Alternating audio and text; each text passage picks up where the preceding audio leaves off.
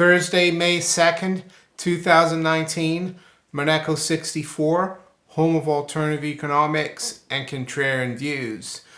This morning I want to talk about the Federal Reserve, what happened to precious metals yesterday, right after the Fed announcement and during the press conference, and why I think it's more important than ever that if you do have precious metals as financial insurance or savings, that you need to hold on to it more than ever.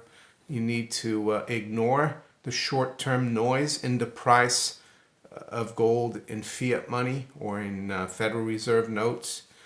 And if anything, you need to really accumulate more, if possible. I think of my precious metals holdings as how can I say, savings. And I also think of it as being outside the system, not financing the corrupt central banking system, the corrupt deep state that's still in charge. For those of you who think that Donald Trump is really different than any other president in the past, I think you need to do a lot of soul searching and see what the United States is doing in other countries, especially Venezuela recently. I mean, John Bolton, Elliot Abrams, these guys are basically criminals.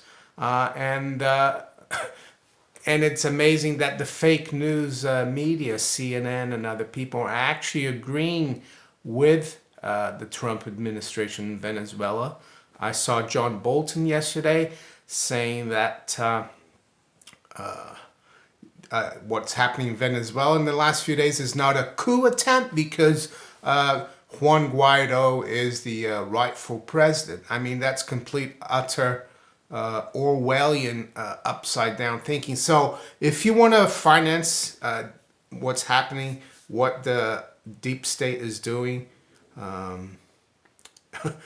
go ahead.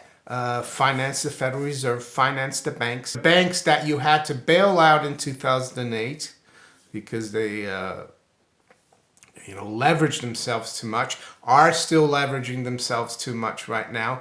So much so that the Federal Reserve can't even normalize interest rates or their balance sheet, or else the house of cards will all come down. Yes, and you're going to be financing endless debt by the U.S. Treasury, the federal government, endless deficits, and I want to talk about that as well. Today, then, I will keep talking about this, and then I'll look at the markets, what they're doing at the end. Let's see how that goes. One article that I saw before the Fed meeting that caught my attention yesterday was this article here in Zero Hedge, and it shows you more than ever that you need to have precious metals as a protection. I know it was frustrating yesterday, the price action, and I'll come to that in a minute, but you can't think like that.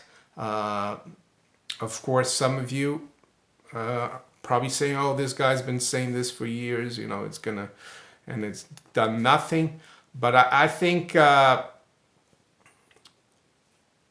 when the market turns, it will be too late. You need to be in it. It's a bit like, the Titanic. You need to be close to the lifeboats, or you need to be on the lifeboat already and getting off the Titanic. I think that's, what Trump is doing is basically he's a Captain White. He's staying with the ship, trying to encourage people to stay on, and he knows it's all gonna sink. Why did he call for the Fed to cut interest rates by 1%? I thought about that a few days ago. He called for that, and to start QE again, because I think he knows that everything is gonna implode, and if it does, he can say, oh look, I told the Fed to cut interest rates and do QE again, and they didn't, and look what happened. I think that's what he's doing. But let's go to this article I saw that is really, really startling, as they say here, in my opinion, and it's from Zero Hedge. Endgame, starting in 2024, all U.S. debt issuance will be used to pay for interest on the debt. So yeah, you heard that right. From 2024, all new issuance of U.S. debt will be used to just pay the interest, not pay maturing debt. It's a nightmare. And these are from official projections from Congress, and they're usually, how can I say, very conservative. They don't see bad events in the future. So yeah, this is the good outcome, I would say. And I'll go through this so you see how amazing this is and how you need to get out. Of course, that is if you have a lot of a reasonable amount of savings, that if you are able to save as well at the end of the month. So it says, while it is common knowledge that the U.S. budget deficit is soaring, even though the U.S. economy is allegedly growing at a brisk mid 2.5% pace, resulting in recurring bond trader nightmares about funding the growing twin U.S. deficits, budget and current account, that few people know is the increasingly ominous composition of this budget deficit. And I continue. As we first pointed out 1 month ago, when looking at the U.S. income statement, most concerning by far is that for the first 4 months of fiscal year 2019, interest payments on the U.S. national debt hit $221 billion, 9% more than in the same 5-month period last year, with the rate of increase breathtaking. As a reminder, according to the Treasury's conservative budget estimates, interest on U.S. public debt is on track to reach a record $591 billion this fiscal year, more than the entire budget deficit in financial year 2014, $483 billion, or 2015, $439 billion, and equates to almost 3% of estimated GDP, the highest percentage since 2011. And I continue, it only gets worse from here. As part of today's Treasury presentation to the Treasury Borrowing Advisory Committee, there is a chart showing the Office of Debt Management's forecast for annual U.S. debt issuance, broken down between its 3 component uses of funds: primary deficit, net interest expense, and other.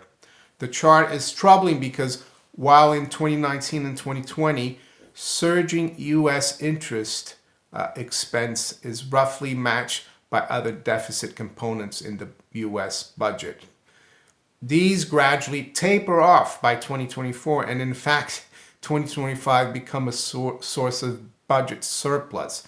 The guy who wrote this put in brackets, and I agree, we won't be holding our breath.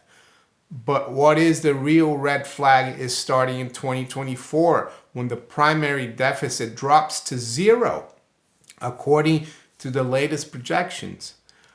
All U.S. debt issuance will be used to fund the U.S. net interest expense, which, depending on the prevailing interest rate between now and then, will be anywhere between $700 billion and $1.2 trillion or more. So here's the chart. You can see here it's all green for 2024, all for net interest expense. In short, in the stylized cycle of the U.S. Minsky moment, the U.S. will enter the penultimate Ponzi finance phase, the one in which all the new debt issuance is used to fund only interest on the debt sometime around 2024. From that point on, every incremental increase in interest rates, which will eventually happen simply due to rising inflation expectations, will merely accelerate the Ponzi process, whereby even more debt is sold to just to fund rising interest on the debt, requiring even more debt issuance, and so on until finally the Minsky moment arrives. At that point, while we don't know yet what the next reserve currency, either fiat, hard, or digital, after the US dollar will be. We urge readers to own a whole lot of it. So that's where we're going. And this could be even worse because these are conservative estimates by bureaucrats who don't discount for disasters in the market or in the financial system. This could get even worse, and it could be even before. So what they're saying here is if you had a credit card bill and you took on more, let's say, debt, credit card debt at the end of every year to help pay off the old credit card debt, it's gotten to a point now that you're taking on more debt just to pay the interest on that credit card bill. So this is what's going on. Do you really want to lend to a borrower that's doing this? And why do I say lend? Well, because by holding paper currencies, the national fiat currencies, that's what you're doing. And this is not only happening to the US, but it's happening to every country, major Western country all around the world. Especially in the UK as well, where I am. So there you go. Don't get discouraged. I saw what happened yesterday. I'll show you here the chart. I wasn't following the market closely. I wasn't at home, but I saw that after the Fed's FOMC announcement, the gold actually rallied and was starting to break out from short-term resistance levels. And all of a sudden, it's just got smacked down. All these bars here are 10-minute bars. So it's clearly that someone was out there trying to keep the barometer of monetary competence from rising. So a rising gold price shows that the central bank is losing control. And that's what they did. So I wrote here, gold does not react as the Fed wants, as there is supposed to be no inflation in the system, right? So what do? They smack it down and they bring it down. Blatant intervention. I noticed as well, prior to the FOMC decision, that silver got smacked down quite hard, even though gold didn't really go anywhere. Gold held really well, and I didn't like that price action. But I'll show you here the chart from yesterday, the weekly one. There hasn't been really any damage to the technical side for gold, in my opinion, in the long term. But as I said, you need to look at it as protection and not worry about these price movements. I know it's frustrating, especially when you look at stories like that about the deficit and interest payments. So the stock market also didn't do very well yesterday. We were down 162 points in the Dow, 22 points in the S&P, and 45 points in the NASDAQ. This morning here, it's 7:30 a.m. Gold is continuing to go down a bit more here. It's at 12.72, so down about 5. Silver is down about 3 cents. So holding on relatively well compared to gold.